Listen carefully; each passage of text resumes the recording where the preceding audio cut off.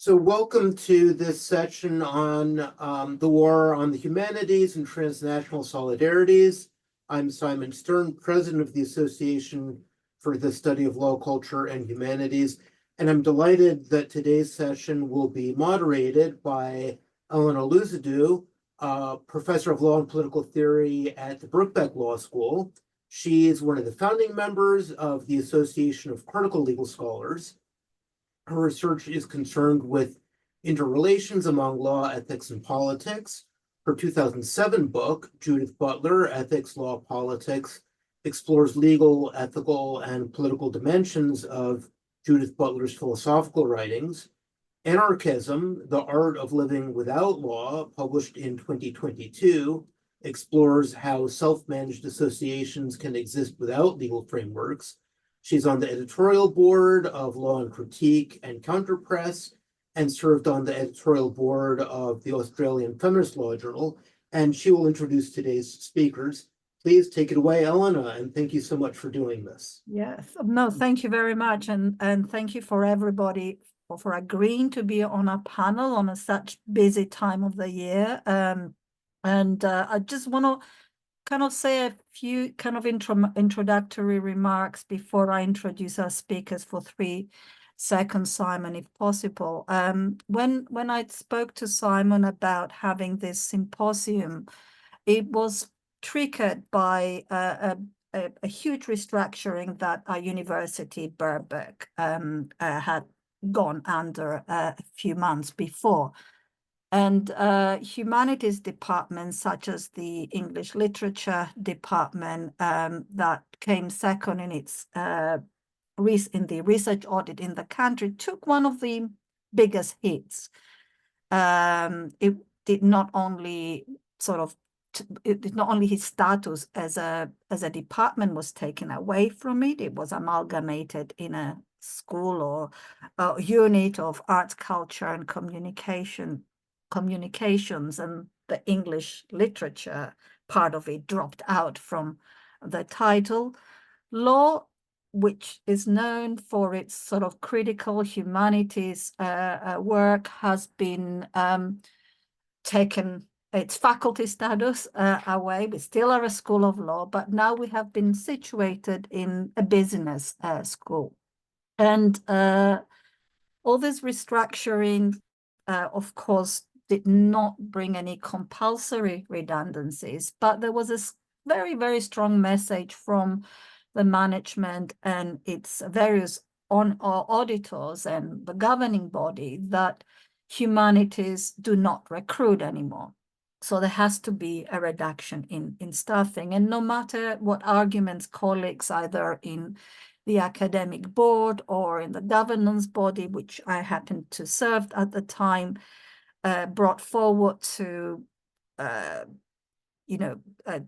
show how humanities was valuable in its critique, in its kind of innovation in thinking, that couldn't sort of convince, I guess, capitalism or the corporate university for the value of the humanities. So this was at the backdrop of when I was thinking about the war on humanities, which I consider it the capitalist war against humanities. But I think Stuart actually, but we're not going to be completely pessimistic about this. And I think the idea of transnational solidarities wants to convey that perhaps there might be a war, there might be an ideological war on the value of humanities that is, in my mind, sort of based on capitalism, but there's also kind of ways on which we could rejuvenate humanities and make it and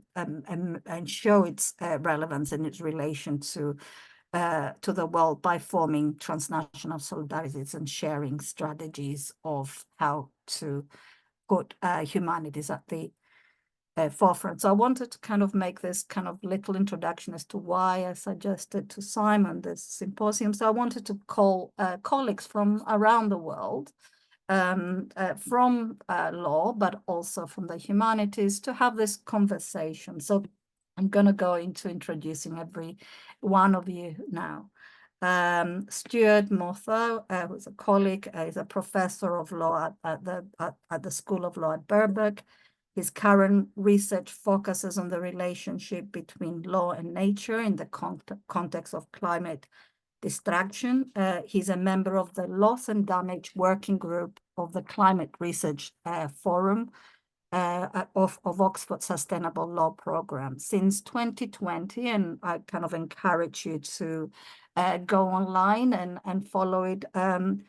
Stuart hosts a podcast series called Countersign, which kind of discusses with various authors, books, films, and other materials. He's also the author of Archiving Sovereignty, Law History, and Violence, and lots of other publications, but I'll focus on one or two of all of your publications. And that will be the first speaker. Julia Bell, my other colleague, and the idea, I thought it will have one person from law, one from the humanities, maybe one from the humanities, one from law, and one, so to vary the conversation. Julia Bell is a writer and reader in creative writing at Birkbeck, where she teaches on the MA Creative Writing. She's the author of 4 novels, Massive Dirty Work, The Dark Light, and the very recent one, Hypno, which is a memoir in verse. Is that correct, Julia? Yeah. I decided to invite Julia because we had a conversation in a different forum about her work and bringing creative writing and making creative writing kind of important at schools. And that's what kind of inspired me of thinking of different strategies of, if you want, resisting the ideology of no humanities. Humanities are in decline in students desiring it. The third speaker is Deepa Padacharya. He's an assistant professor in the Department of English at Kazi Nazrul University. His work is on critical theory and literary theory. And Deepa has 2 edited volumes already on the idea of university, but he's currently bringing out this year 2 books. One, The Indian University, A Critical History, and the second one is Making Sense of the University, a Manifesto of Our Times. So we're looking forward to your new books, Deepa. Thirdly is a dear friend and colleague from the University of Western Cape. I got it right, Karen, right? Okay.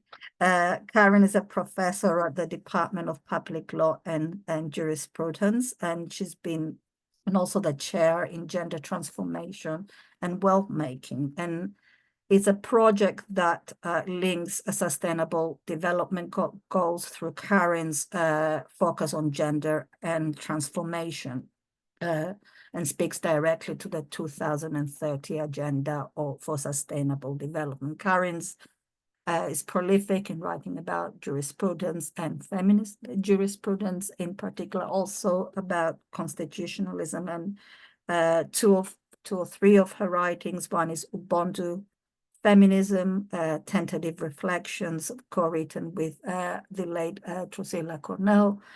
Life is not a simple fact, aesthetics as for atmosphere and the neoliberal university, which perhaps kind of talks directly to our topic today, and jurisprudence, friendship, and the university as a heterogeneous public space. These are kind of some of the publications that I decided to pick up for at the moment. And finally, James Martell is a professor of political science at the University of California. And he's the author of 8 books, of which the most recent and one of my favorites as a fellow anarchist, James, is Anarchist Prophets, Disappointing Vision, and the Power of Collective Sight. So we'll speak in order. I think all participants have a few questions that I given to them, and they'll speak for 10 minutes and each, and then we could open it to discussion. So Stuart, you have the floor.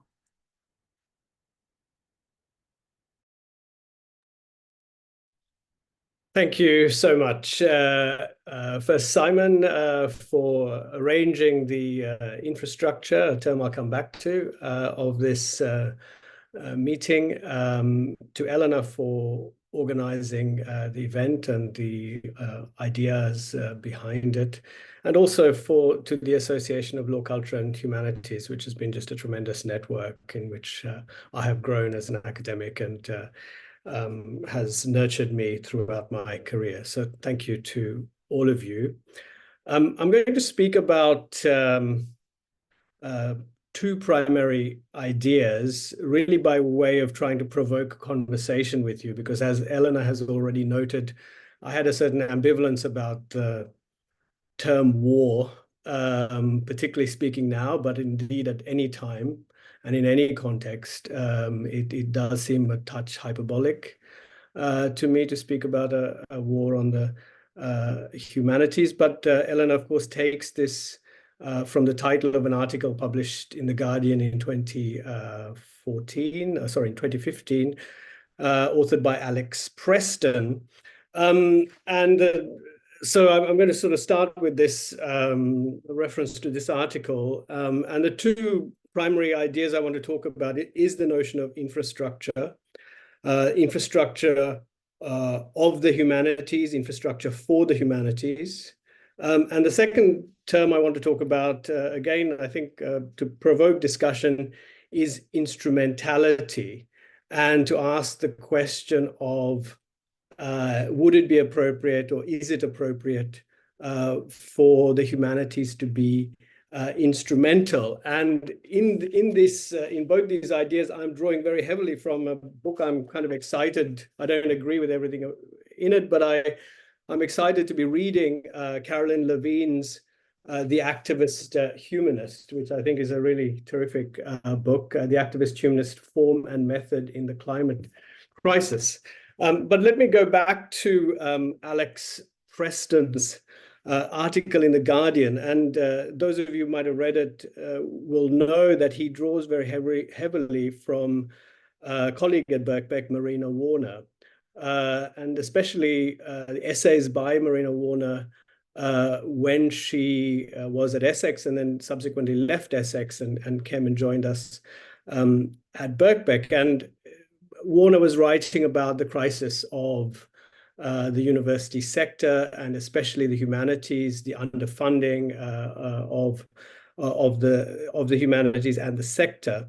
And Warner says, and I quote her, "It's a category error to be that is taking place in how government treats the humanities as impracticable or unprofitable, elitist, outdated, etc. And instead, the government really ought to be thinking," and I quote again, "in investing in the humanities, which should be treated as infrastructure."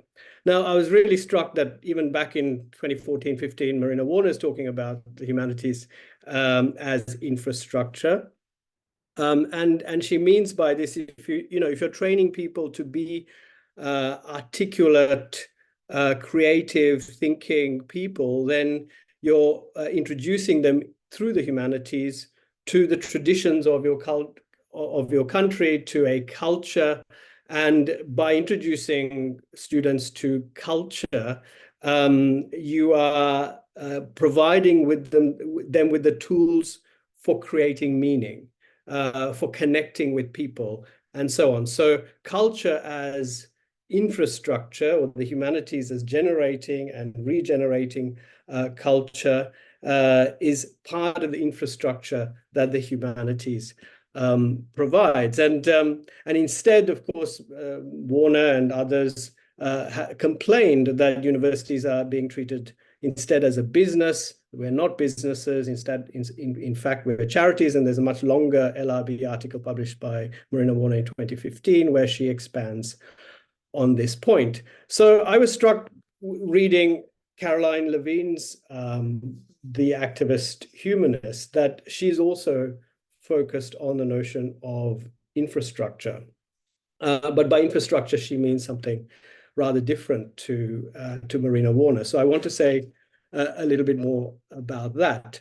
But before I sort of expand on Levine's arguments here, her starting point, Caroline Levine's starting point, is to actually take a critical look at the humanities and to complain really that the conclusion reached by scholars in the humanities is often one of taking a pause, finding the rupture, dissolving.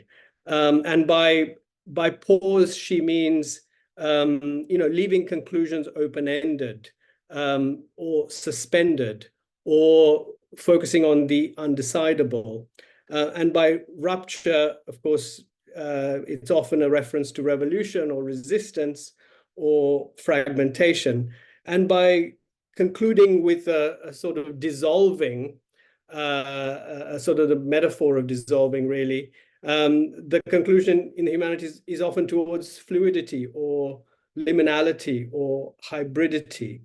And Caroline Levine's complaint really is that this has, firstly, it's repetitious, and it tends to be where scholars in the humanities often end up, but it also has significant limits. And she wants to introduce a notion of instrumentality to counter this tendency to leave things open amongst scholars in the humanities. And of course, these are huge generalizations. And as I said at the outset, I'm really saying this to try to provoke a conversation. But she traces the anti-instrumentality in the humanities to Max Weber, the Frankfurt School, but also in contemporary movements of Afro-pessimism, queer theory, and so on. And if I could just read a passage from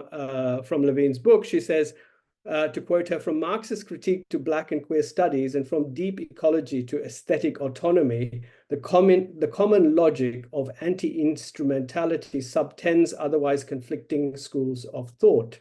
And so if you look at almost any essay or book in the aesthetic humanities, it will conclude with a kind of deliberate open-endedness, a soaring refusal to spell out the future.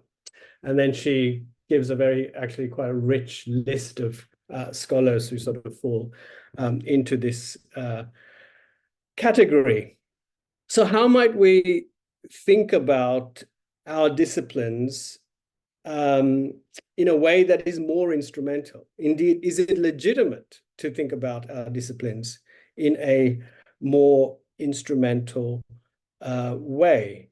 So, I mean, one of the other examples, actually, if I have time, I wanted to give, and Eleanor, please do interrupt me if I'm going over. I think I have a few more minutes. I remember, and actually remember being persuaded by the literary theorist Derek Attridge's work on Jem Coetzee, where Attridge argues very powerfully for the singularity of literature, for the novels of Jem Coetzee not to be used, as it were, in an instrumental way, as an allegory of South Africa at a particular moment in time.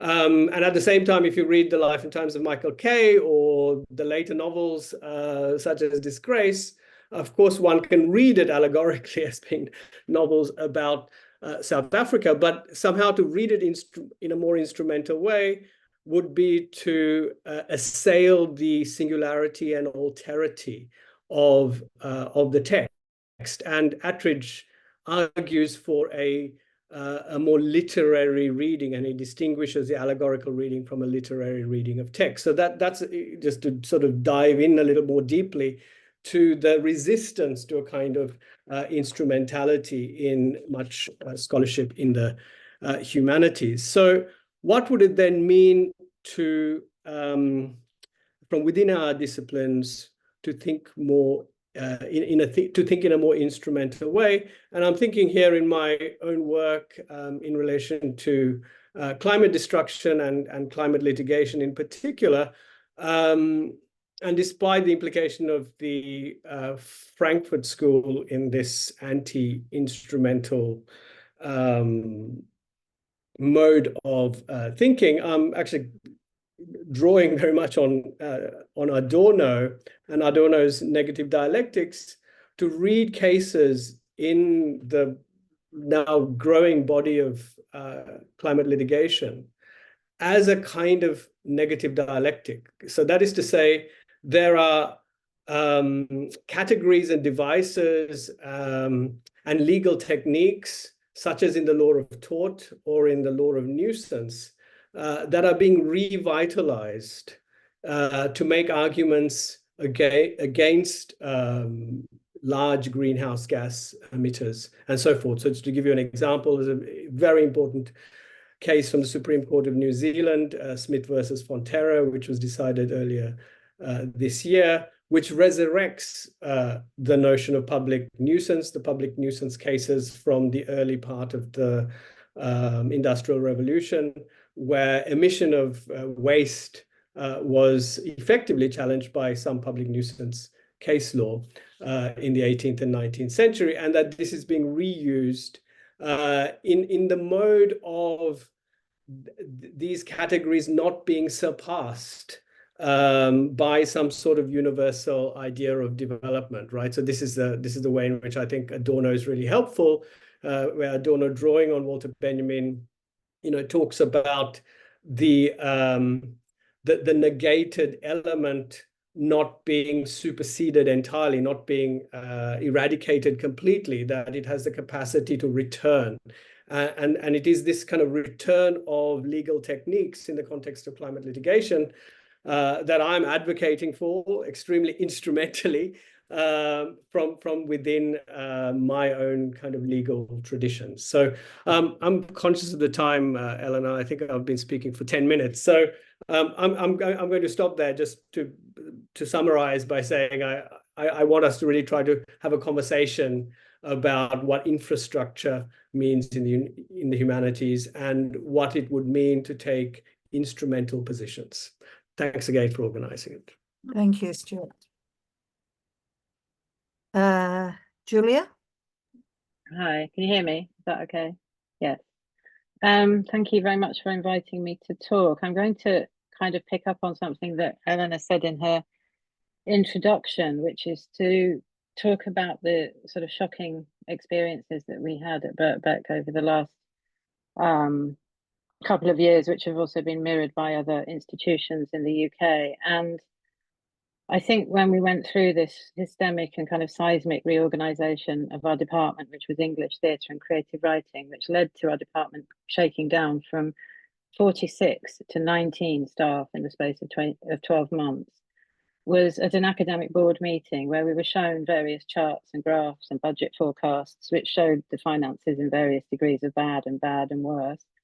There was one particular chart that caught my eye, and because language bothers me, this really bothered me, where the income and expenditure of the college was listed. And in the expenditure column, under the headline liabilities, were listed the staffing costs.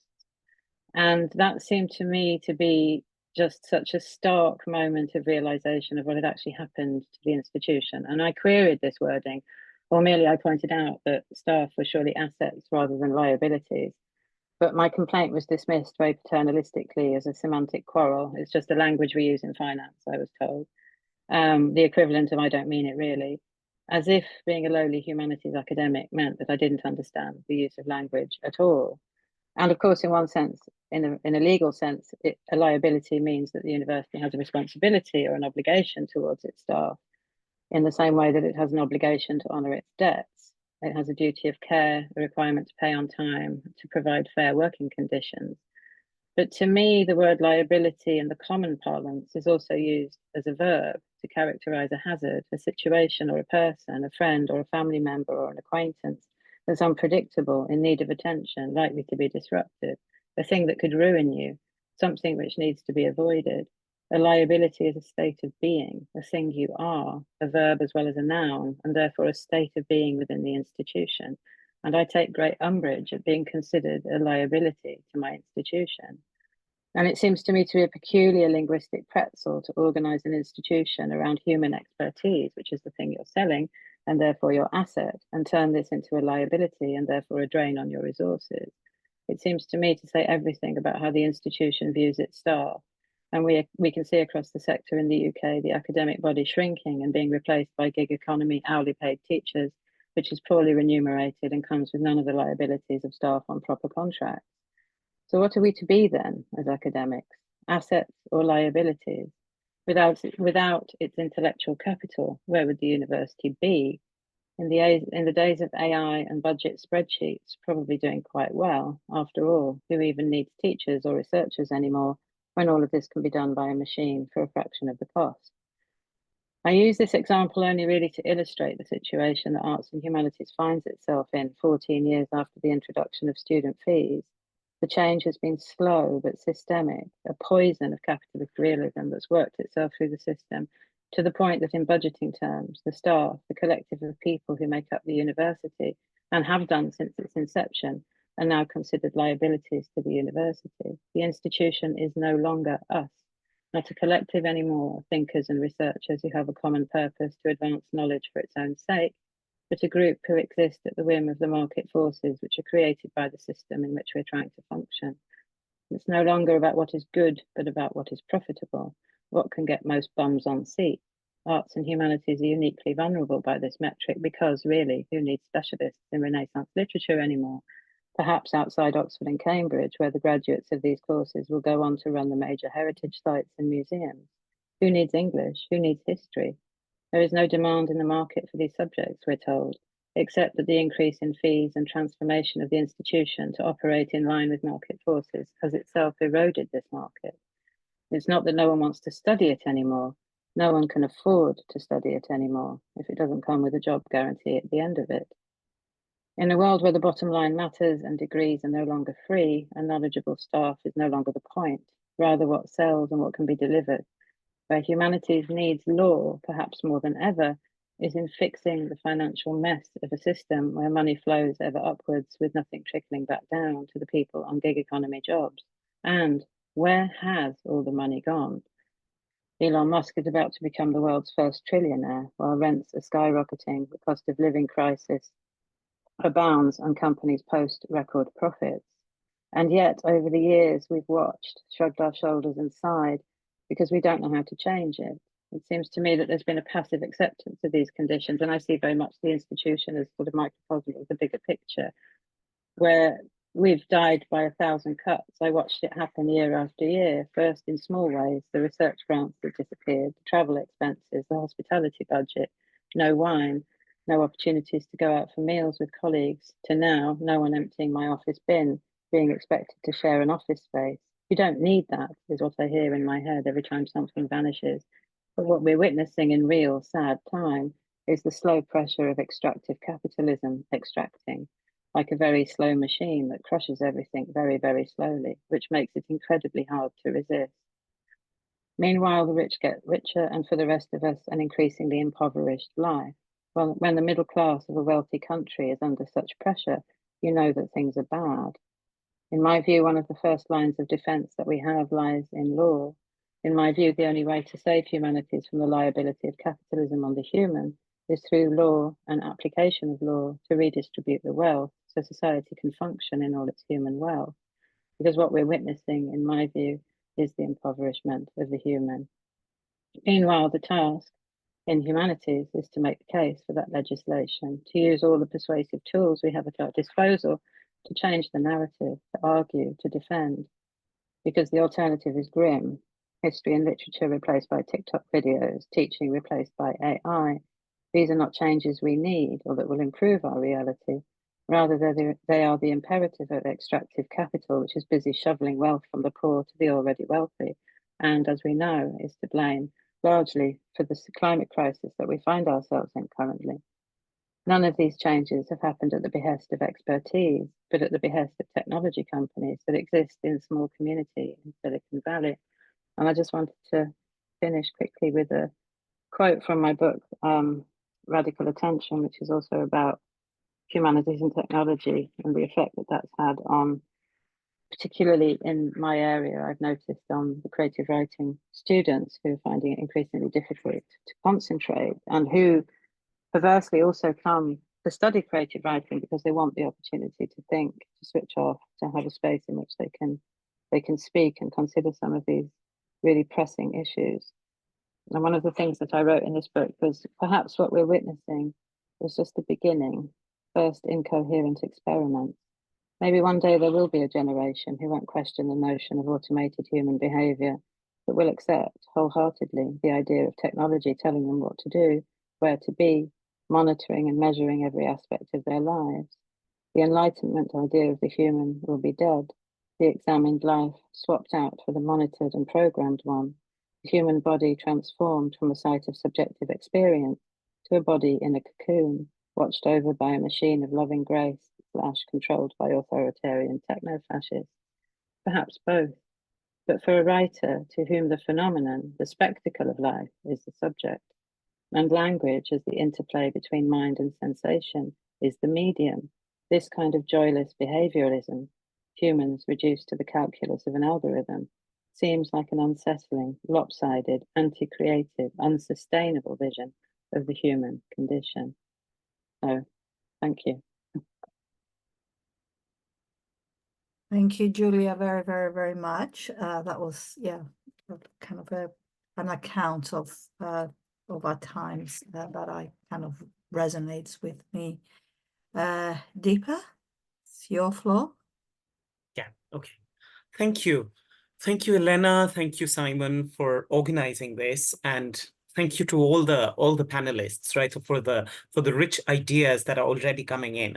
So so I'm going to try and again take off on the question of the war, right, and the war on the humanities. And the question that I ask is, what does this war look like, right? So, and I'm going to try and argue, right, so through two strands of an argument that I have, that this war does not necessarily look alike or does not necessarily look the same across national contexts, right? And therefore, probably our positing of a transnational solidarity, right, so calls for some acute attention to the internal contradictions of a crisis narrative. Right. So there are two parts to the argument that I want to make, but it is primarily about the current Indian scenario and what is it that we see happening to Indian universities at this current moment. Now, interestingly, the first part of my argument goes thus. Interestingly, in India, the current discourse of policy reform in higher education very cunningly uses the very terms of critique rather than reproducing the conditions of the crisis that we are diagnosing here, right? It is almost as if policy wisdom in India is actually trying to address the very crisis of humanities education that we seem to be lamenting over. And for this to be happening, right, so in a time of complete fascist takeover of the government, right, so is quite cute. I mean, it's absolutely baffling. But on the face of it, in India, therefore, there is no war on the humanities, but instead a strategic use of the humanities as reform antidote. And where does this happen? Right, so very recently in 2020, and the effects of which we still seem to be grappling with, right? So there's a policy that has been rammed into all the educational institutions of the country. And this is a policy that has come in. This is a national policy around education, which has come in after 34 years. And this new policy is called the National Education Policy, NEP 2020. Right now, the national education policy was something that was promised by the Hindu right wing in its election manifesto in 2014, right? So, which is when Narendra Modi first came in, right? So, as the symptom of the fascist takeover of the country, and then through the years that followed, right? So, this national education policy has been debated, right? So, and particularly between 2017 and 2019, there was this official sculpting out of a draft policy, which was unveiled for the first time in 2019 right, so soon after the second Modi government got sworn in, right, so within a week of the swearing in of the second Modi government, right, so we had an unveiling of the draft policy, which in its 484-page accounting, right, so makes one big reform suggestion for India's university sector. And what is that big reform suggestion? It goes out and advocates a wholesale liberal arts curriculum as the demand of the fourth industrial revolution. Now, this sounds like an apparent paradox, but it then goes on to justify this liberal arts curriculum as necessitating a return to what the Hindu right calls the golden age of ancient Indian education, right? So I can read out from the policy itself, but I'm going to try and not do it at this point because that's going to eat up some bit of time. But what exactly is this liberal arts education geared towards, and how is it to be achieved, right? So these are the questions that one probably needs to attend to. Now, what is this liberal education geared towards? Now, the policy would go out and say that this liberal education is geared towards the making of citizens and not of workers.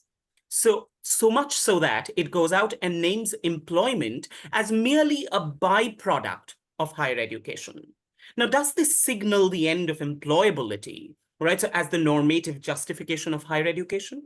And does this therefore spell doom for a regime of neoliberal economic planning? The answer, of course, is quite the contrary. Now, the second question, therefore, is how is this liberal education to be achieved?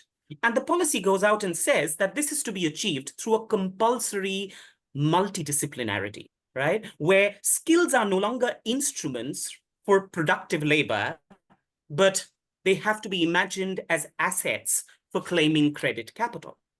So by making citizenship the telos of higher instruction, the university becomes the site for manufacturing a consensus around the Hindu Rashtra, right, or the Hindu nation, which is of course pitted against what the Citizenship Amendment Act, which is something that most of you would be probably aware of, right? So recently in 2019, there was a set of amendments that were introduced in the citizenship laws of the country. And the Citizenship Amendment Act of 2019, right, so calls the Muslim outsider the illegal migrant. So universities now, in their reinvention as liberal education centers or sites of training into liberal arts, right, so must precisely create a certain kind of consensus around citizenship, right? So as pitted against the Muslim outsider as illegal migrant. So liberal education precisely here in India becomes the cultural logic of Hindutva fascism. And the neoliberal subjectivity of the worker seems to recede into the background. Now, the multidisciplinary humanities curriculum at the university also takes a curious turn, therefore. Right? So between the exact period when this new education policy is being devised and drafted, right, so which is 2017 to 2020, when it is finally rolled out after the draft was published in 2019, right? So there are specific kinds of investments being made in multidisciplinarity, right? So where since 2017, right, so there is a successive hounding and threats of defunding or closure, right, so being sent out to 167 centers for women's studies in universities and 32 centers for studies in social exclusion across Indian colleges and universities.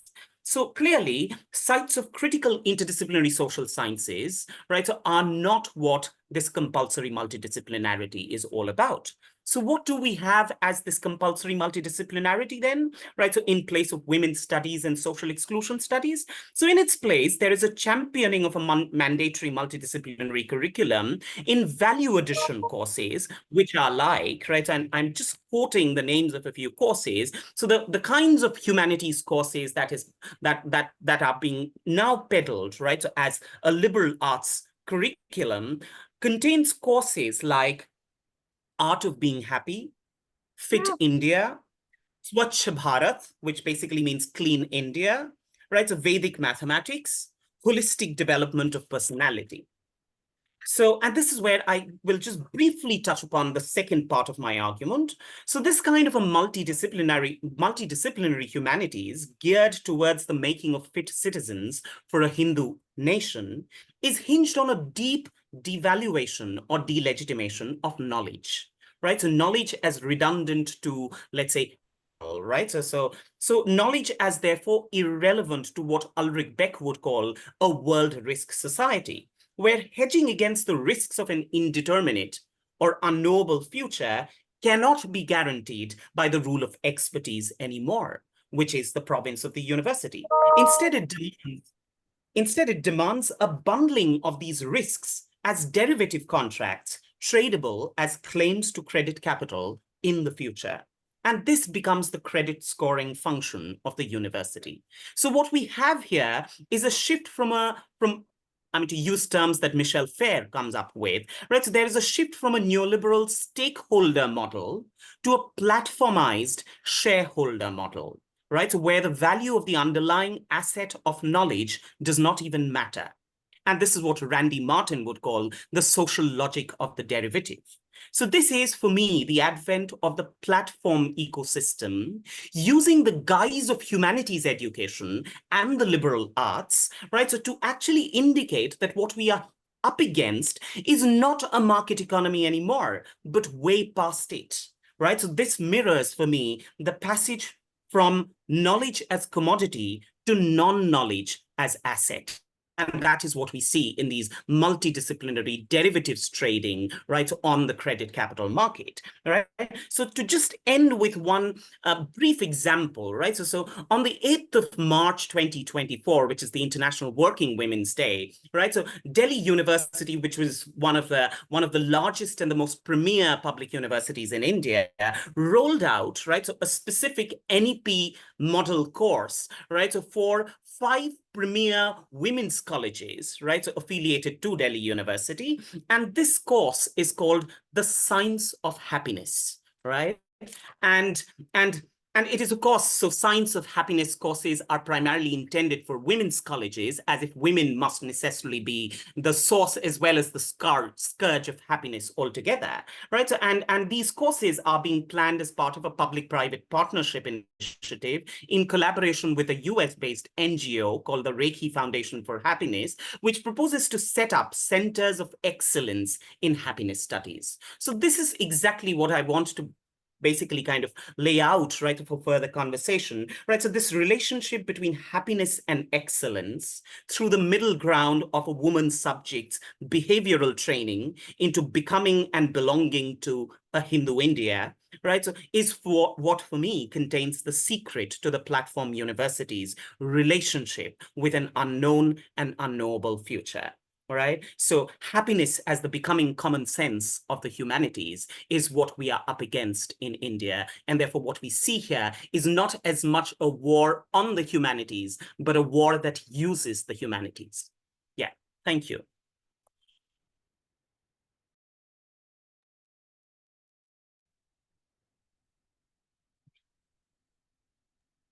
Thank you. Should I just go ahead, Eleanor? Thanks, please do. Yes, all right, thank you. So yes, thank you very much to Simon and Eleanor for this opportunity, and really to all fellow panelists. It's been really interesting so far. So I'm from South Africa, and I've been working in South African universities for the past 30 years. And I will more or less try and follow the questions sent. And the first one was really just how the devaluation of the humanities manifest in my own country. So I'll start off with a reference to a joke that Jonathan Jansen, who is a well-known academic in South Africa, and he's also a former rector of the University of the Free State, sort of tells in one of his public writings. And the joke or the story goes as follows. He asks, what is the difference between a BA degree, and with a BA degree, I suppose he refers to a general degree in the humanities, and a pizza? And the answer is, you can serve a family of 4 with a pizza. So of course, Janssen apparently doesn't agree with this view, or this sort of devaluation, I think, of a humanities degree, but he tells it to comment on the state of the humanities in South Africa. So initially I thought that this process, this devaluation of the humanities, maybe doesn't manifest that differently in South Africa than elsewhere, but I was really intrigued by of course the story about what's happening in India. But in South Africa, we see it happening in many places, of course, in public discourse, at universities, but quite worrying already at school level. And I want to say a few things about that. I have a daughter in grade 11, which is the sort of pre-final year at high school before entering university or life after school. And over the years, the curriculum, even in primary school, is really geared to subjects that serve a neoliberal paradigm. Maths, accounting, business science, but also then the natural sciences are pushed, while languages, history, arts are mistreated.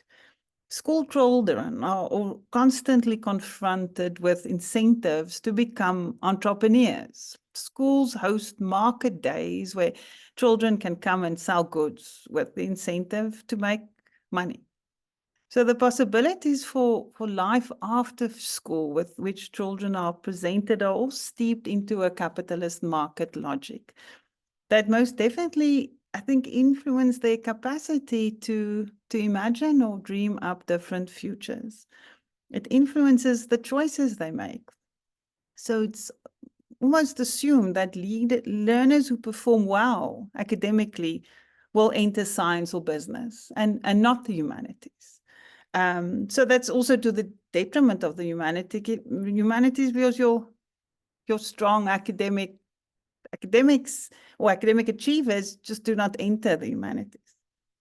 But maybe turning to universities, I'll recall here Wendy Brown, who already in 2011 noted that in the early 2000s, if we referred to the crisis of the humanities, it meant declining numbers of students enrolled for humanities courses, or it could have referred to the cultural wars.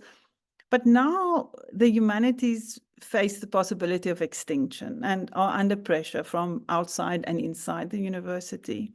And this is very much true, I think, also in South Africa. Outside the university, forces demand that all knowledge pursued in a university context should amount to what is affordable, marketable. But inside the university, we are confronted with the idea that everything must measure up to what can be counted. So universities are run as and for business, with the value of well-educated citizens declining to be replaced by technically savvy and entrepreneurial citizens. Research funding, bursaries, capacity building, and also better, well, I'm using the word infrastructure here that Stuart used, but infrastructure in a different sense maybe are given to those who claim to be busy with work that can and will result in outputs or concrete results. Everything is evidence-based, which means that one's own work should also involve some kind of counting or measurement that can be counted or weighed.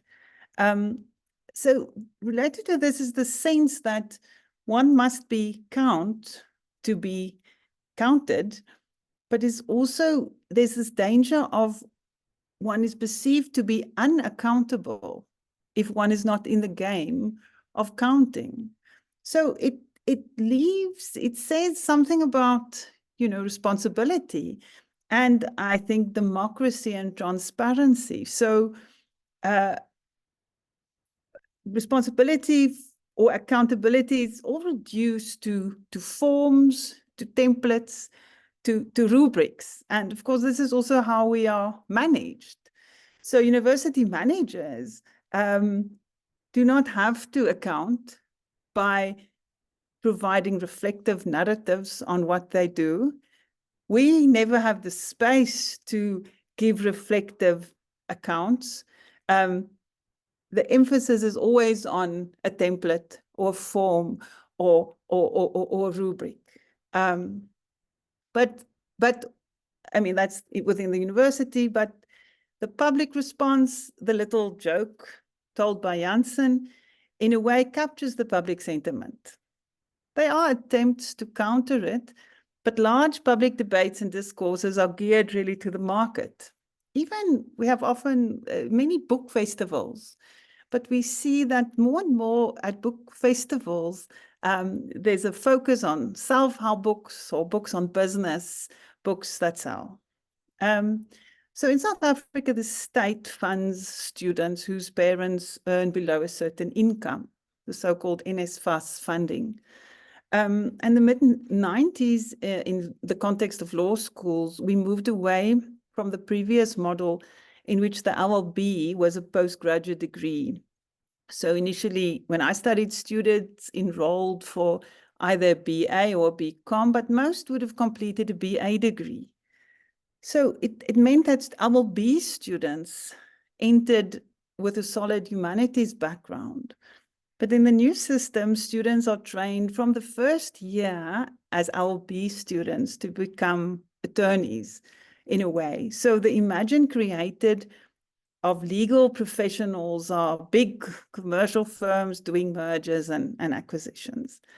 So some universities have tried to encourage students to still first do a BA before enrolling for the LLB. But now the NSFAS funding has indicated that they will not assist students with any second degrees, which means that students will be discouraged from doing a BA and they will be forced or pushed into going into the LLB immediately with no broader humanities background. So given the fact that, so the question on how this is affecting research, given the fact that most law students obtain LLB degrees with any proper humanities subjects, it goes without saying that research in the law and humanities is a bit of a lone voice in South Africa. Law and humanities scholars are confronted by, of course, the lingering legacy of formalism, but also now this embrace of law as a social science, law as empiricism or functionalism. So when in law, academics talk about interdisciplinary approaches and methods, and of course, this is a fantastic buzzword that managers love these days, interdisciplinary. In law, they actually mean that researchers and postgrad students should do more field work, should employ more quantitative methods. The LLB, but even the master's curriculum is often dominated by so-called professional competencies, how to write an office memo or how to draw up heads of argument, how to run a law practice, numeric skills, basic writing and plain language, all in service of preparing students for practice. So Brown reminds us that at the heart of neoliberalism is this negation of the very idea of a public good. We can agree, I think, that the devaluation of the humanities is at the core of neoliberalism. But as we hear from our colleagues, it could be also used to go to the other direction. But at least three ways in which this happens is that often public goods are outsourced with the goal of market profit. Public goods are placed on the market and priced as individual consumer goods. And within university departments, and we've heard this within the context of Birkbeck, departments, teachers, students, and office workers are expected to pursue their own interests, give up all ideals of working towards a public good, but with this, the cutting of departments and positions. So we stuck with a kind of a rationality that challenges the governing principles of democracy and equality and emphasizes only individual interests and a number of issues that or results that flow from this process. Decreased commitment to equal opportunity. Why? Because often access is made possible by family income rather than merit. Increased inequality within universities among staff members. who receive different salaries based on their marketability, and academic freedom being jeopardized, and a retreat from public and common values and concern with the public good. So Brown observed, and I'm quoting from her, that it's not only medieval English poetry or Sanskrit and political philosophy that disappears from the curriculum, but thinking, teaching, and learning that pertains to questions of what, apart from capital accumulation and appreciation, planetary life might be about or worth. This is the disappearance of the humanities, to be sure, but it's also of an educated citizenry, and hence of the soul and sinew of democracy. So what is the task of the humanities? Brown says it is to persuade the public that it cannot do without it. So is there something maybe of Stuart's instrumentalism? How do we do that? So our research problems and our teaching should turn to the world to connect value and enrich human life. But within this logic, it's often a certain instrumental knowledge that is recognized. Being should be functional, not aspirational.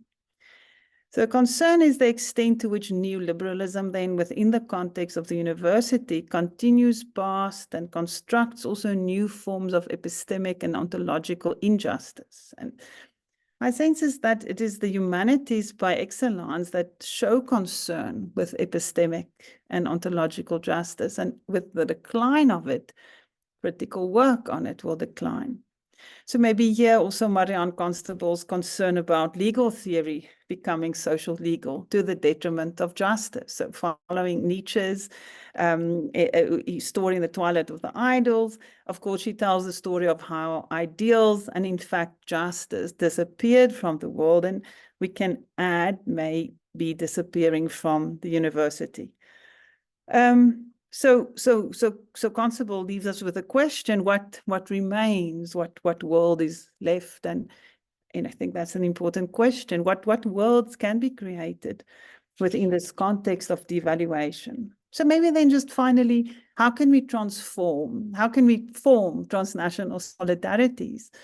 And I was thinking of theorists maybe like de Souza Santos and Dussel arguing for knowledge that can be thought of as pluriversal. So this notion of a pluriversity. Pluriversity entails a process of knowledge production that is open to epistemic diversity. It involves a horizontal strategy of openness to dialogue among different epistemic traditions. So here, maybe within the context of decolonization, scholars are thinking about the human and humanity in new and different ways. Achille Mbembe urges the significance of the Anthropocene, that in itself brings a new epoch, and this will open ways of rethinking the human, not from the perspective of the mastery of the creation as we used to, but from the perspective of its finitude and its possible extinction. So the rethinking of the human, according to Mbembe, will confirm that we're part of a very long history, and that agency and power should be extended also to non-human nature. So this could be ways for us to ask other questions and to make sense of epistemology and ontology and spatiality and politics and ethics in a different way. I was thinking also of, the role of aesthetics, thinking about transnational solidarities, thinking of Dan Matthews' recent books on the aesthetics of sovereignty, sort of underscoring the importance of atmosphere and sense, but maybe also then the role that art and aesthetic practices can play to form these kind of transnational solidarities. A recent publication by the Zeitz Mocha Art Museum in Cape Town is titled Radical Solidarity. And the publication is the outcome of online discussions and dialogues that took place globally over 5 days in September 2020 during the COVID pandemic. So some of the ideas that could be of value for our discussion, the notion of the anti-museum that Mbembe suggests, the idea of the de-borderized museum, but also the question, where's the solid in the word solidarity? in terms of radical solidarity, that radicality does not always need to express itself in an extreme way, that it can be audible or even invisible. But the focus here also on having multiple perspectives. So the idea of blurring the lines also of art, social activity, and politics, that solidarity should be spaces of non-competition, spaces of togetherness or interdependence.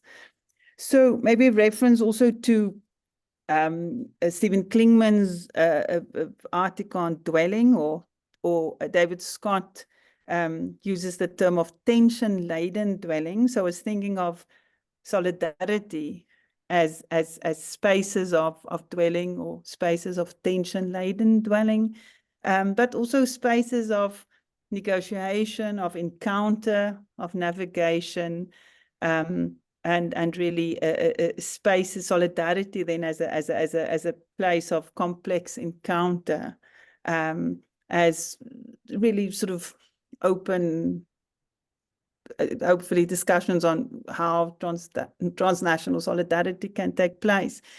But maybe just to end up by saying, I think in responding to the devaluation of the humanities, I think we should be constantly vigilant. It is a constant struggle, so maybe not a war, but I do think a constant struggle.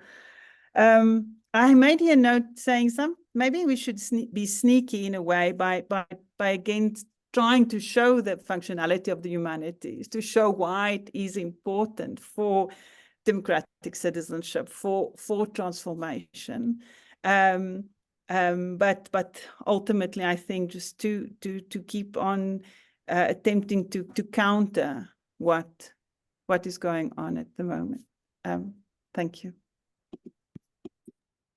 Thank you very, very much, Karen. And apologize to both Karen and Deepa. I had a buzzer and I had to rush outside, but my computer didn't arrive anyway, so it was a false alarm. James, the floor is yours. Thank you. Thanks, Elena, and thank you, Simon. And I also want to thank ASLCH, which, like Stuart said, has been a big part of my life. I am going to speak of war, but I'm more in the sense of class warfare than the kind of warfare we're seeing all over the world right now. So it's different, but it's still bad. I was speaking from a university that has long been under assault by its administration, as well as the administration of the larger system of which my university is a part. This war is especially acute against those of us who teach in the humanities, and it's ramped up a lot in the last couple of years. Last semester, 350 of what we in the US call lecturer faculty, I think in the UK they're called adjunct faculty, were fired. Almost all of these firings came in one college, my college, which is the one where all the humanities majors are housed. Entire programs such as modern languages and music have been threatened with discontinuance, and if a program is discontinued, even tenured faculty will be let go. None of this will be unfamiliar to a British audience, since academia in Britain has suffered far more and far longer than it has in the US. I know Goldsmiths is on its second major purge of supposedly tenured faculty, and as Elena explained, and Julia, that Birkbeck's had its own share of this. All of this, I think, is part of a larger form of assault, in particular on left-wing academia. I don't think it's an accident that the most left-wing schools like Goldsmiths, Birkbeck, and my own San Francisco State University are most adversely affected. The attack on the humanities is a central part of that assault. The humanities is where a big part of the leftist faculty are housed. Not all of us, I know. Economics and social sciences, such as anthropology and sociology, have their share of Marxists and anarchists as well. But the humanities, with its non-transactional culture and even the fact that it has been deemed useless and archaic by neoliberal educators, has helped to attract many of us who are disinterested in merely capitulating to the kinds of class warfare that neoliberalism has been bringing to the university for the past few decades.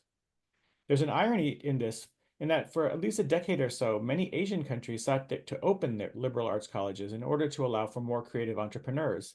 I heard it said that there was a sense that some of these Asian economies would never produce a Steve Jobs without an education in humanities.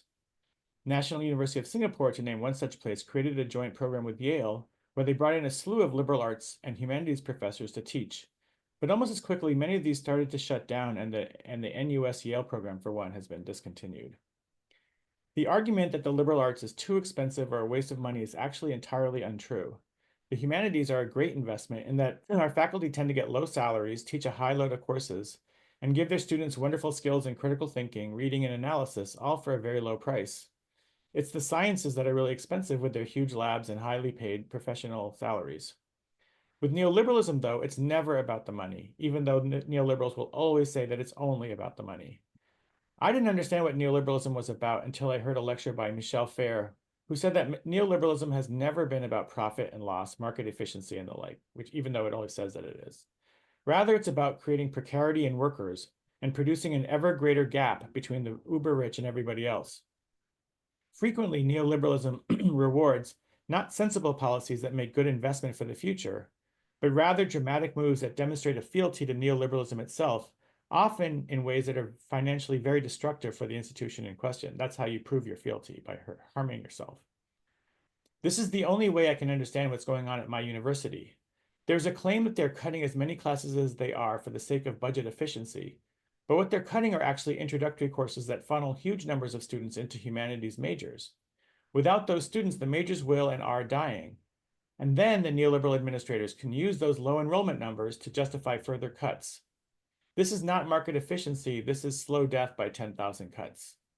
At the end of the day, it is not that people have lost interest in the humanities, it's that the humanities have been targeted for elimination by university administrators with a complex legal and bureaucratic apparatus to hide that destructive policy under layers of bland corporatees.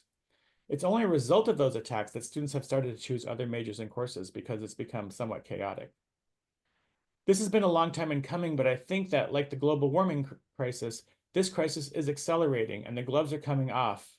It started sooner in the UK than in the US, but it's now on our shores as well. And I know it's happening in Australia too, where despite years of surplus economies, austerity has become an almost automatic reflex for university administrators. For this reason, I do not think that there's all that much that is economic about the war on the humanities. I repeat that the humanities is a good, cheap investment in getting people to think differently, but that's exactly the problem.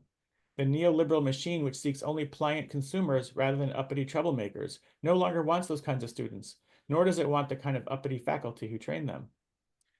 In my system, the California State University system, the upper administration has its eye on only one thing, turning us into a profit center.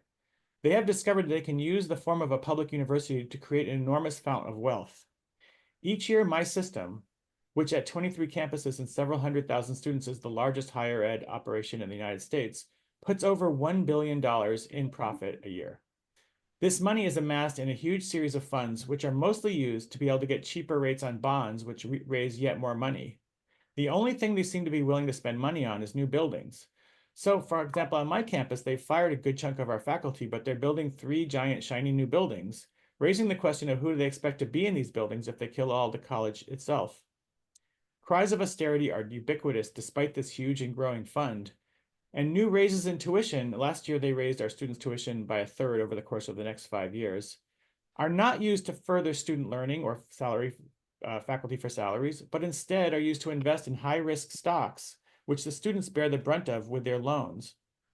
To put this in a nutshell, the California State University system is a private investment fund with a side gig as a public university, and they are finding that side gig to be increasingly bothersome as students protest and faculty go on strike. This, to me, is the face of class warfare. Essentially, the state of California has decided that the student populations that our system serves, mainly Black and brown working class students, are no longer economically viable, so why bother teaching them? They build prisons instead of more universities to house as much of this population as they can. And even more elite centers of higher ed are starting to be affected by this. The war on the humanities per se is not limited to poorer schools like my own. It's happening at Harvard and Yale, at Oxford and Cambridge. Of course, those places are the last and least affected, but the sentiment that the humanities is somehow archaic or quaint or useless affects every institution of higher education in the world.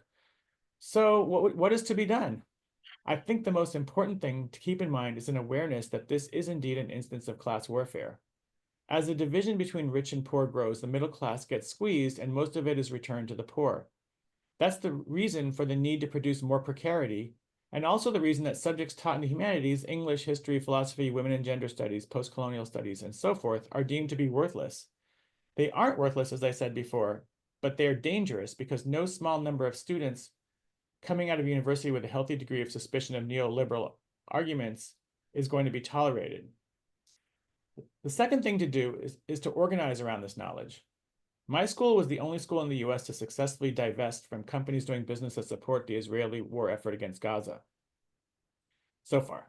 This was because we were so well organized. A strike last year had the students come out to support the faculty, and when the students started putting down their encampment to oppose the genocide, 180 faculty came out to support them in turn on the first day.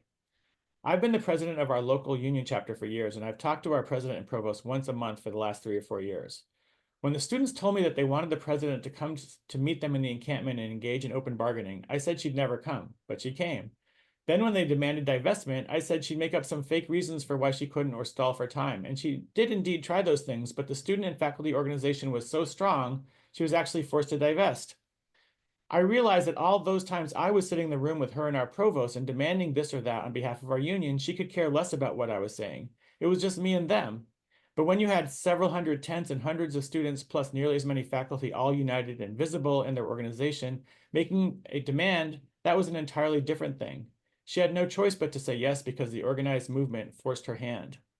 This is the thing that I think would save the humanities. I don't think we're going to win with rational arguments about how liberal arts are a good investment, because neoliberals don't care about that.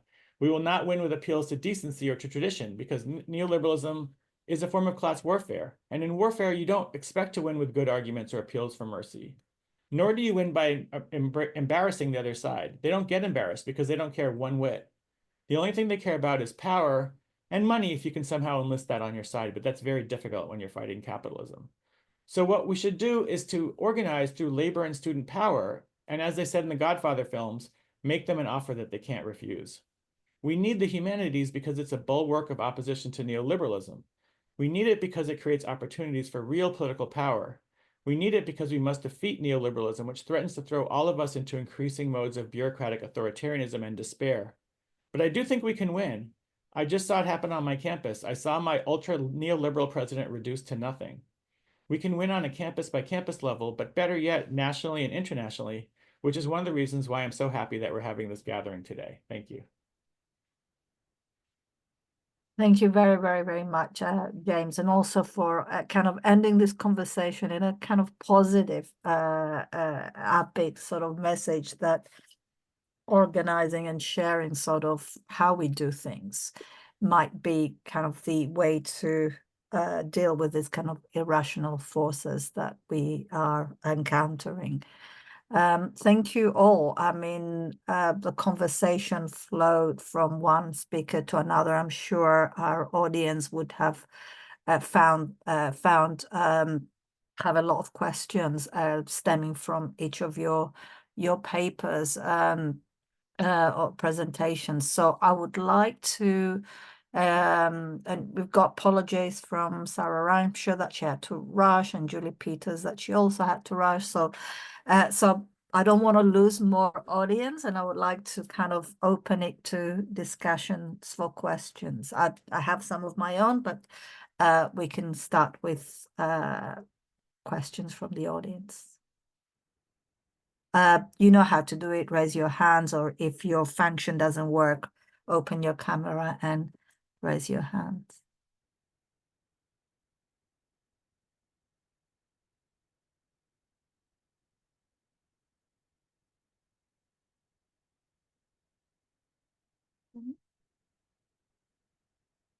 Adam.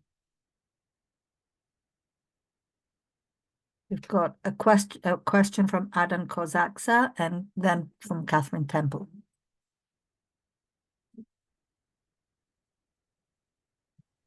There, okay, hold on. Okay. Let me see if I can get this. Okay, if I'm not sure this is, there it is. Okay, there it is. All right. Sorry. I just had a general question about our own role in the process, and what's informing that question is I remember a panel in the 2022 MLA where we had reporters from Inside Higher Ed and Chronicle of Higher Education, and one of the sort of themes of that conversation was how, you know, they were sort of being a little funny at various points, but they were talking about how difficult, the difficult time that humanists have speaking to the press about the issues that are facing humanities. And in terms of relating this to issues that the average reader of news sees as sort of, you know, the flashpoints of our culture today. And this was sort of underlined for me in my own university recently. We had we're not a school that we're not allowed to unionize because it's the state of Texas and that sort of thing. But when we had a big conversation about changing our educational model and promoting research and our move to a research to institution. And one of the sort of glaring points was that every department had a spokesperson who gave this extremely concrete list of demands that their department needs and was very focused on assessment and numbers, whereas our own spokesperson from humanities was very, you know, speaking about values and sort of ideas that our administration was not able to relate to. And I'm not suggesting that we should somehow change our way of necessarily of what we value within the humanities, but I've noticed that there's a disconnect between how we speak about what we provide to students and to ourselves and versus how administrators do that. And I was wondering if there's a way that we could learn to speak to them. And I'm curious what you all think about that.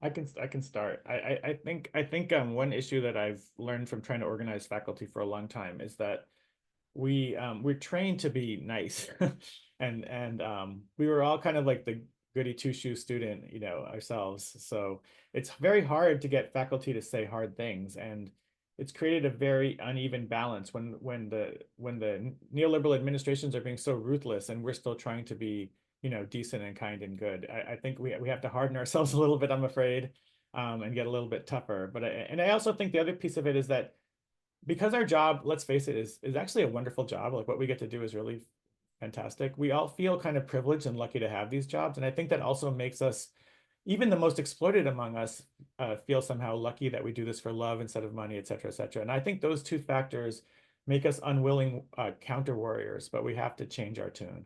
That's what I would say.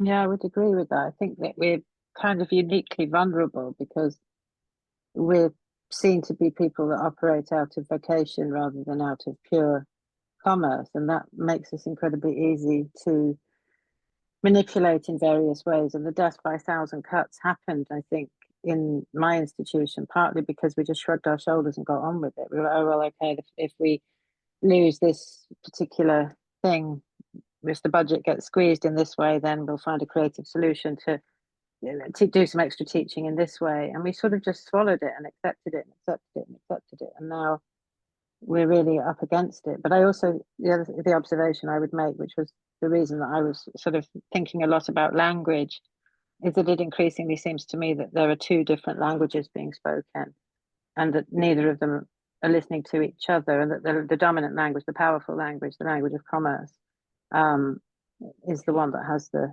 whip hand and the control at the moment, and no amount of appealing to the better nature or this is good for humanity is really increasingly, it feels like that's just not washing, that's just not working as a way of speaking.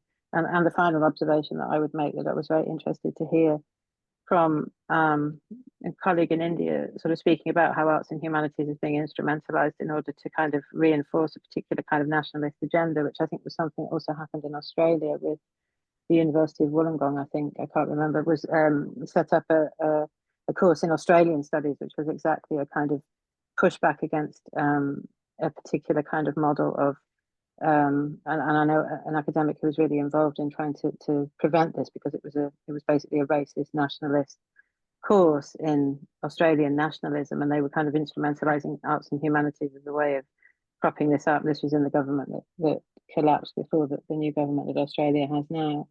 And it seems interesting to me that arts and humanities is used. You always need a poet at a funeral, and you need a writer to kind of trumpet the new fascist agenda. So arts and humanities gets instrumentalized in moments like this, I think, in a very interesting kind of way. So.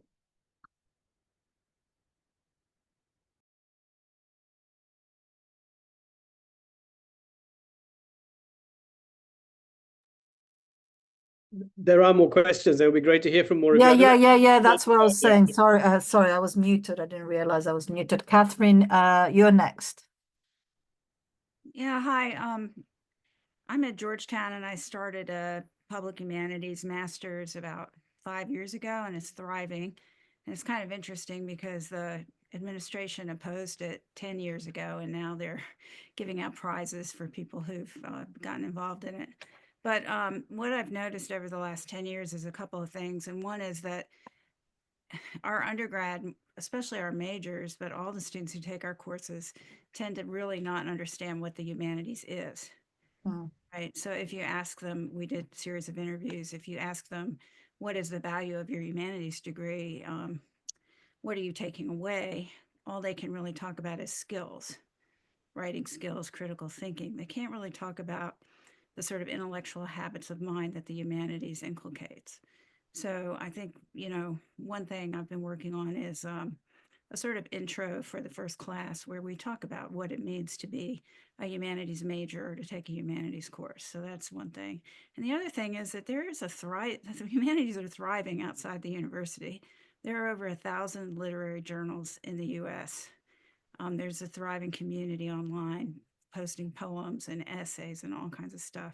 And I think we're not really linking to that maybe in the way that we should be. So those are just kind of few thoughts from about 10, 12 years of working on this. And thanks so much for the panel. It's really helpful. Thank you, Catherine. Any immediate responses? Or thank you for sharing this. And actually, I'm quite, happy to hear that the public humanities program that you're running is thriving. Actually, I did notice that yesterday another American association had a conference about how certain humanities programs at certain universities, and I can't remember the details, had a similar event, are actually over-recruiting at the moment, despite kind of the message that humanities are not recruiting. So it's kind of interesting to hear that, they are, and there are examples of that. Thank you. Danny?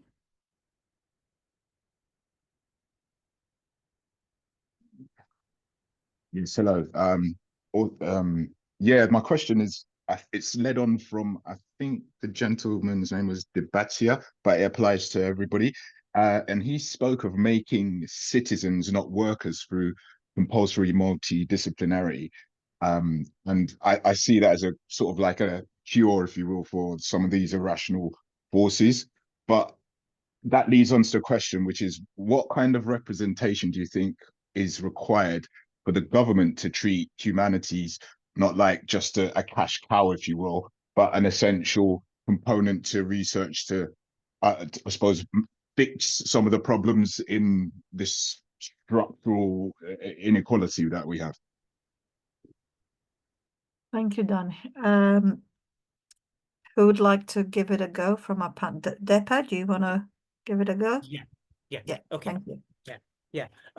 Well, I'll just first take up Danny's question, and it's a very significant question. So what does it take on our part to kind of convince the government to really invest in meaningful humanities? I think the government will not, right? And the government doesn't care, right? So therefore, I think it is for us to try and rally forces, right? And which is why I think, right, so it is important for us to not make a case for the liberal arts as we have known it in the era of the liberal university, which is precisely about the right to private intellectuality, right? So instead of making a case for the disinterested pursuit of, let's say, private intellectual knowledge, right? Or private intellectuality, right? So I think what we have to really kind of push the humanities open into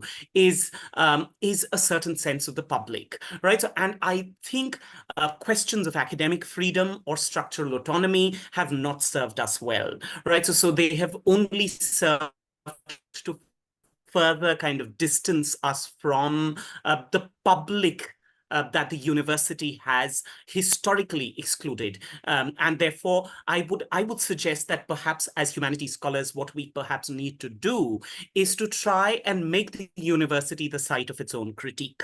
And this is something that we have been talking about. We have something that I keep urging everywhere, right? So the university probably needs to become the site of its self-critique, right? So and that's probably one of the ways in which the university can reaffirm the kind of publicness that it has in its long history of claiming academic freedom or autonomy, largely rested the right of being free from. So I think, I mean, what academic freedom in our contexts, right? So across different countries has practically devolved into is the right to not be able to speak to the public, right? Or to not be molded by the opinion of the public. So if we, and this probably also addresses the question that that Adam had asked. So if we have to learn to speak to the public, then we probably have to also reevaluate the role of the university historically, and we have to make the university become the site of its own critique, right? So probably the life that it has historically excluded is the life that it needs to kind of engage with. There are different ways in which one can do it, right? So and we can have conversations, and I think a lot of it has already come in. Yeah. Thank you, Deepa. Stuart, you want to come in? Yeah, thank you. Thank you very much, and I very much agree with what Aditya has just said. I just wanted to pick up on the question in the chat from Debabrata Adhikari, which is a question about AI and ChatGPT. If you others haven't seen it, I'll just read the latter part of it. Also, the trend of online education, its efficacy during the pandemic times notwithstanding, is it not also harming, devaluing the humanities from a critical point of view? I mean, I absolutely agree with the sentiments in this question. I think 2 or 3 years ago, I published a short piece in Law and Critique called "The University as Meeting Place," reflecting on Jacques Derrida, drawing on Derrida's University Without Condition, but in very practical terms, saying, you know, this move to virtual education and the emptying out of the buildings, and as I sort of urged colleagues to return, to say, you know, use your offices or lose your offices, because we are going to lose these buildings. And when we lose the space of the university, the physical space of the university, I think these agendas of citizenship, of the public role of the university gets enormously diluted, notwithstanding the opportunities presented, for example, by this Zoom meeting to connect with people across the world. The sort of platform economy, the platform capitalism that Aditya was talking about, I think is hugely enabled by the move to online and virtual education. So I think there are huge dangers in shifting away from the sort of physical meeting place, and in that sense, seeing the physical structure of the university as an essential infrastructure, a space for resistance, a space for protest, a space for learning. Thank you, Stuart. Yeah, absolutely. And kind of there's a lot of fragmentation that takes place precisely because of sort of the virtual university or the semi-virtual university by necessity, because we are also workers, and we do also have a limited energy and resources to navigate, I think, both systems, the virtual and the physical, almost at the same time. Thank you, Stuart. More questions?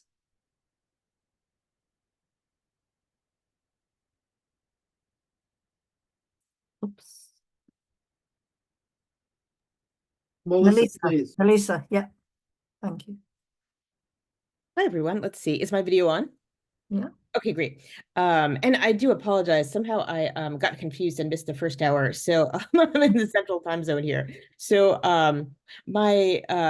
this may be really more of a comment, but pulling together some of the strands that were mentioned in the last half hour or so. So I teach at Marquette University, a Jesuit university in Milwaukee, and we've been experiencing, you know, so many of the similar issues that you all have been talking about. And I guess I wanted to articulate one conundrum here that I'm seeing. We, in an effort to, bolster the number of our English and humanities majors, we've been trying to make a pitch for practicality, for skills, so students understand that they will come away from a major in English with the ability to enter the workforce and really do anything that they would like to do. The challenge that I see is that the university now is coming down strongly on careerism, really wanting us to justify in terms of output and numbers and jobs and salaries, our value, to put it in those terms. So I wondered, what maybe, our collective suggestions are that we might do. I was really intrigued by Catherine's comment about really this similar type of issue, that students are thinking able really only to talk about skills and not really able to talk about the intellectual habits and maybe the content, what the humanities really are about. So I was thinking, I would love to hear what some of the panelists think about that question, how we promote ourselves. And then I was also thinking, maybe this isn't so much as a well-formed question at the moment, but since we are a Law and Humanities group, how this relates to Law and Humanities. And, I'm thinking about, say, the marginalized status of the humanities in law schools, or at least it has always seemed to me that the humanities are, more pushed to the side. Understandably, since law schools is obviously a professional institution to churn out lawyers. So I'm wondering, maybe you all touched upon that in the first hour and I missed it. So I do apologize if that's the case. Thank you. Thank you, Melissa. We haven't actually touched really your second question, but maybe Karen, who kind of talked also on the panel and addressed some of the issues that you raised in your first question, would like to sort of say a little bit more. And Thanks, Elena.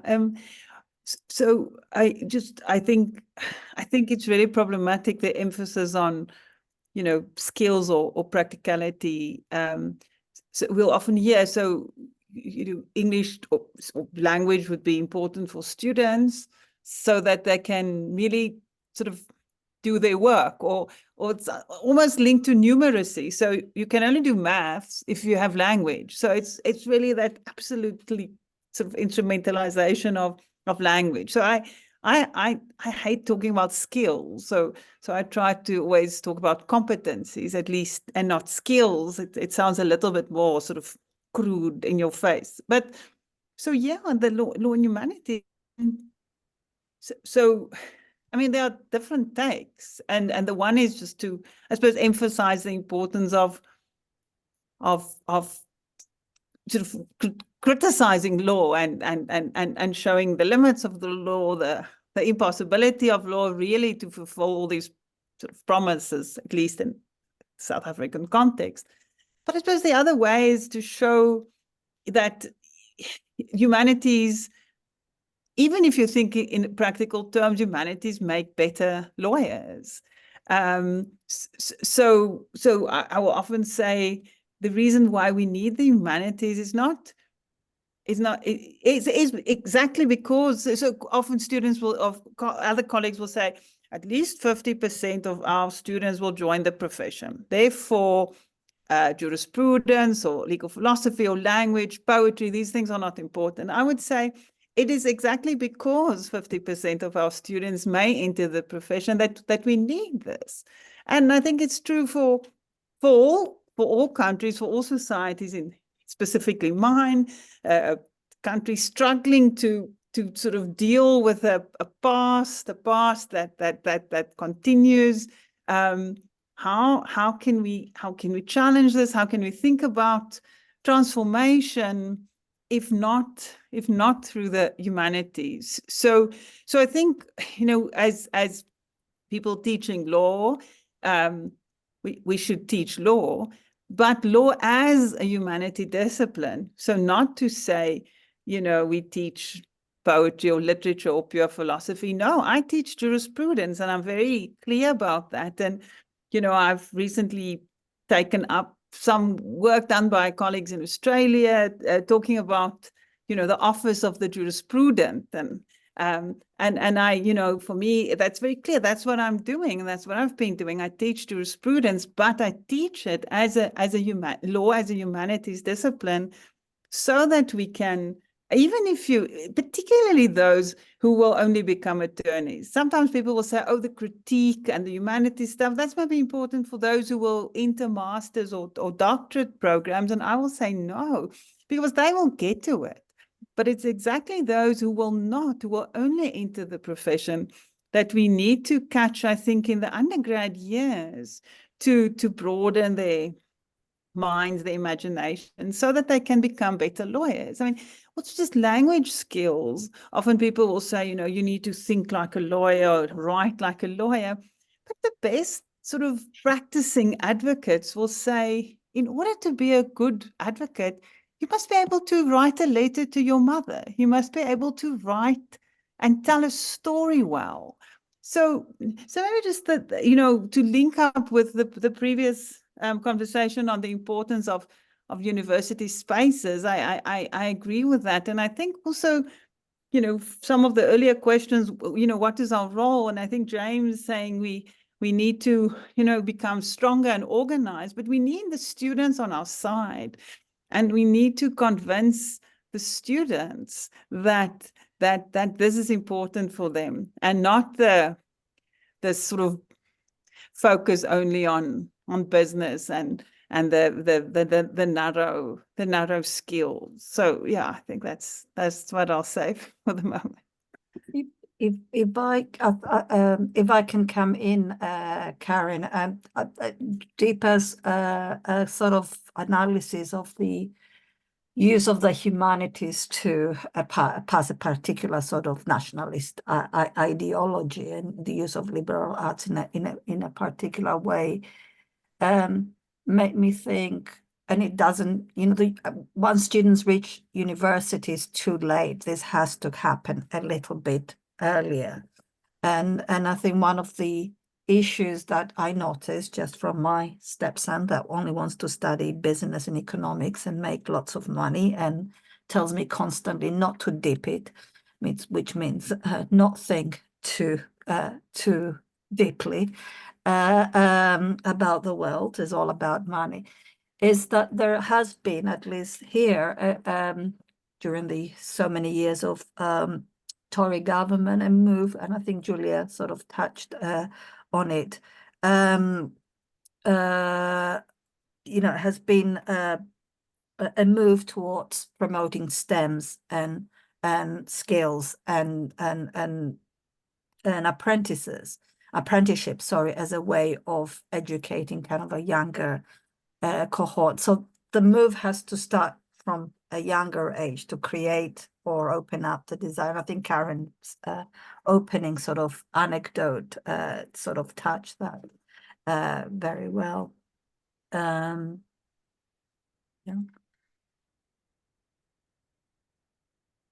Hey, if there, oh, Nicole is our last question. Nicole, go Hello. ahead. Yes. Thanks And for Rebecca. Okay, and Rebecca. Yeah. Thanks for this panel. And I can't turn my camera on because of my Wi-Fi here.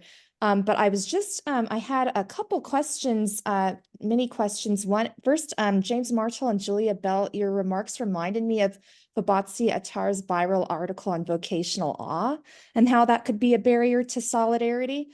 And more kind of broadly, I'm wondering first, can panelists comment on how many universities in the US have been pressured to retreat from giving public statements on political matters, the war, et cetera, and how that's connected to the crisis that we're discussing? And second, for James Martell, I'm wondering, given your proximity to Silicon Valley, has there been more hostility or appetite for collaboration from the tech bros that are nearby to your university? Thanks. And maybe we could take Rebecca's next, and then you could kind of all answer. Rebecca, go ahead. Thanks. I was just really reflecting. I'm thinking still about these questions. Thank you everyone for the productive lines, but of the kind of both the instrumental and the institutional and the competencies that are weaving around in here, and about kind of the possibilities for taking seriously the collaborative parts of the humanities work we're doing, including, you know, this kind of a collaboration, but kind of you've got my brain going on this question of how to build within students the collaborative pieces of this as part of the instrumentalism, in terms of figuring out what are the local places to work at creating spaces within our humanities and law teaching to kind of build those capacities that students are often not coming with in ways that starts to kind of produce more institutional support structure for them to take the arguments in different ways. Like, what does the fight look like if our fight is less about our institutional structures, like what can we make the government do, then how do we use humanities in the places where to start to build the horizontal structures that will then kind of create those competencies of working with humanities and law texts. So again, it's not, don't know exactly, it's a question, just like a gratitude to all of you for thinking about how to think really strategically about what instrumentalism would look like in a way that is humanities informed in order to produce the conditions for developing the implementation of humanities logics, values, and dreams, right, in our concrete works in classrooms and with each other. So thanks. Thank you, Rebecca. Final thoughts on our two questions or comments? James, yeah. I can start. The first to Nicole's, I have something to say to each question. The first for Nicole's question, it's a great question. I think our administration would love to have Silicon Valley money and access, but we're way below their radar. They don't care about us, which I think has been a great blessing because they've otherwise basically destroyed the Bay Area with all their money and neoliberal horror. So I am grateful for that in a funny way. And then Rebecca, I think what you said is a really important point because I think we forget that we do have these superpowers as humanities professors, and one of them is creating community and doing those deep thinking ideas, which is precisely the real skill that we offer. So we should not sell ourselves short. We have amazing skills, and we do this all the time. We just don't always do it in a deliberately political sense. So I think we just need to sort of reorient our existing powers in this great way, and I think that's a huge power that we have over our foes. Julia? Can I just make a case? I'm persistently making this case about the efficacy of the writing workshop as a space for people coming together to think. And in spite of the sort of humanities declining in other subject areas, the interest in creative writing continues to rise. People still want to do it in spite of the fact that it costs lots of money, and they basically sort of showing each other work that maybe will never get published. But actually it proves to me that process, not product, is the point of the course. So they come because they have this opportunity to think together about a text that one of them, in turn, they will produce a text. And the text becomes a kind of proxy for some of the things that they're also thinking about impersonally that they're trying to resolve. And I think it becomes an incredibly political space because, there are people who come with very divergent political views who end up kind of agreeing with each other. I've had students in the room who've had arguments with each other about, gender identity or politics or Brexit or whatever it was they were fighting about, and actually have come out of that space with a deeper understanding of each other's subjectivity and a deeper understanding of their own kind of expansiveness and capacity to listen to each other. And I think that they find it a place of refuge from the internet. And I think a lot of the things that we, one of the unspoken things that we're all kind of perhaps not quite thinking about is the effect of technology, connected technology, on the humanities. I think that the reason that we're having this conversation in the first place is because the way in which we disseminate and think about knowledge and the way that we learn has been so completely changed in the last 10 years, never mind 20 years. And we haven't caught up to speed with it yet. And we're not ahead of it, we're behind it. I'm on an assessment offensive panel at Birkbeck, and I'm increasingly seeing bad essays that have been written by ChatGPT, in which the marker is writing, a page of feedback to the ChatGPT and saying, this is why this is a bad essay. And you're like, well, you're marking ChatGPT, not the student. This is a really bizarre situation to be in. And we haven't even begun to think through how we can use these technologies, but also how we can kind of fight back against them, because they've been visited upon us rather than being things that we've had some kind of say in creating. Thank you, Julia. Okay. If there are no final comments, last go.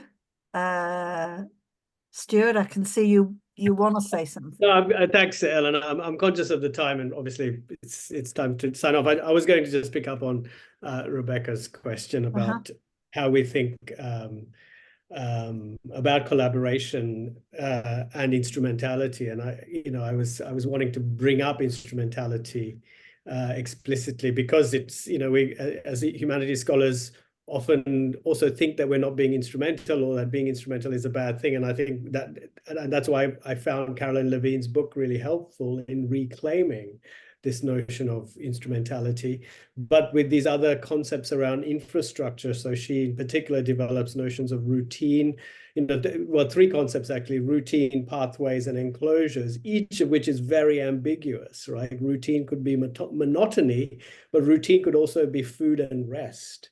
A pathway could be transporting, military hardware, or it could be transporting clean water. So that these notions and concepts have an ambiguity to them, and that we have the capacity to reclaim, to re-inhabit these ideas and concepts. And I think that sort of reclaiming, I think, is the kind of work that I think is consistent with many traditions in the humanities. So, but thanks for the question. Thank you. I'd like to sort of end by kind of reading two sort of suggested readings from one, well, two from Melissa, one from Catherine Temple. And Melissa says that she wanted to plug a very useful overview and definition of humanities in the intro to the Oxford Handbook Book of Law and Humanities, edited by Simon Stern, who's here and hosting us, Bernie Mailer and Max Delmar, and also a public humanities resource that she put here in the chat. And Catherine Temple also added another resource. And the resources are sort of being expanding here for us to have a look. I wonder, Simon, do we have access to this link after we finish, or? Yeah, so this is being recorded and will be available online relatively soon. As for the chat part, I'll have to check and see whether that's part of it. Yeah.